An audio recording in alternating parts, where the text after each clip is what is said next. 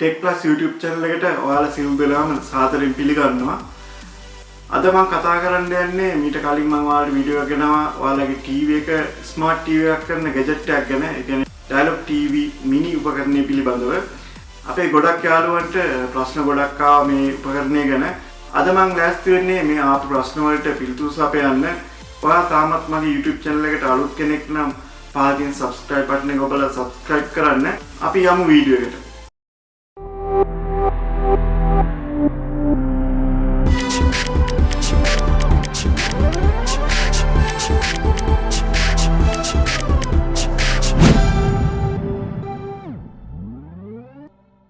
මගෙන් අපේ යාළුවෝ කීප දෙනෙක් අහලා තිබ්බා මේ Dialog Viumini මේ ගැජට් එක මොනිටර් වලට සම්බන්ධ කරන්න පුළුවන්ද කියලා. ඇත්තටම මොනිටර් එකට සම්බන්ධ කරන්න පුළුවන්.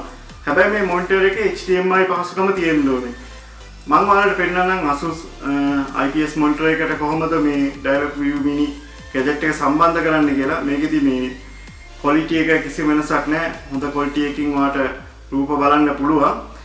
මම පෙන්නන්නම් ඔයාලට Dialog Viumini උපකරණය Asus මොනිටර් එකට කනෙක්ට් කරන විදිය.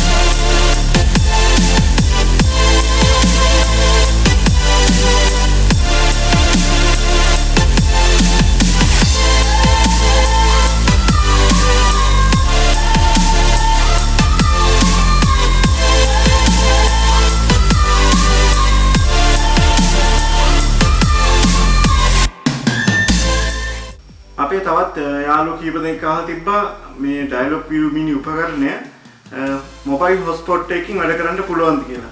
ඇත්තටම මොබයිල් හොට්ස්පොට් එකකින් මේක වැඩ කරන්න පුළුවන්. මම ඔයාලට පෙන්නන්න මගේ ෆෝන් එකෙන් කොහොමද උපකරණයට කනෙක්ට් Wi-Fi වලින් කනෙක්ට් වෙලා කොහොමද මේක වැඩ කරන්න කියලා මම ඔයාලට දැන් පෙන්නන්න. ඔයා මොබයිල් හොට්ස්පොට් එකක් හදන්න දන්නේ නැත්නම් මම කලින් වීඩියෝ එකක් කරා. ඒකේ තියෙනවා කොහොමද මොබයිල් හොට්ස්පොට් එකක් හදාගන්නේ කියලා. ඔයාලට පුළුවන් මේ වීඩියෝ එක බලලා මොබයිල් හොට්ස්පොට් එකක් හදාගන්න.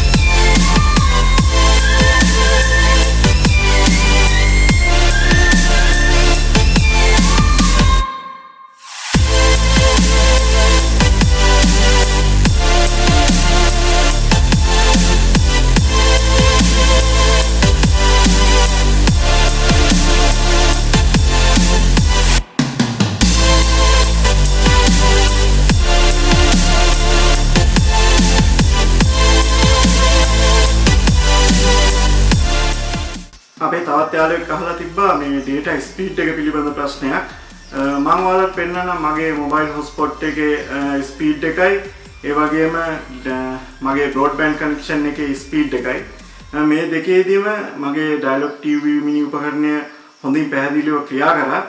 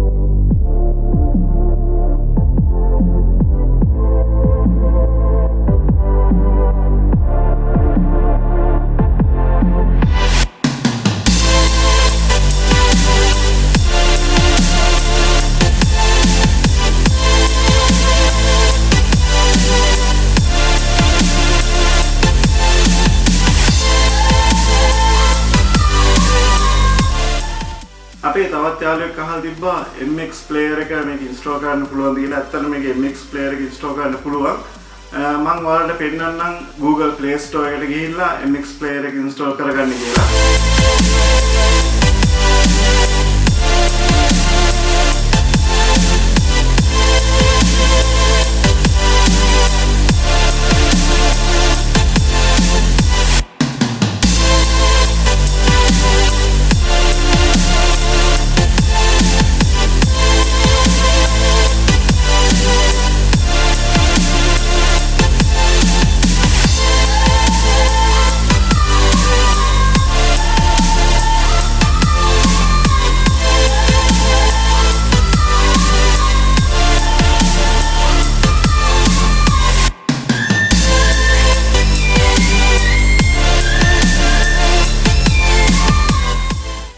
අපේ තවත් යාළුවෙක් අහලා තිබ්බා YouTube වලට data කැපෙනවද කියලා.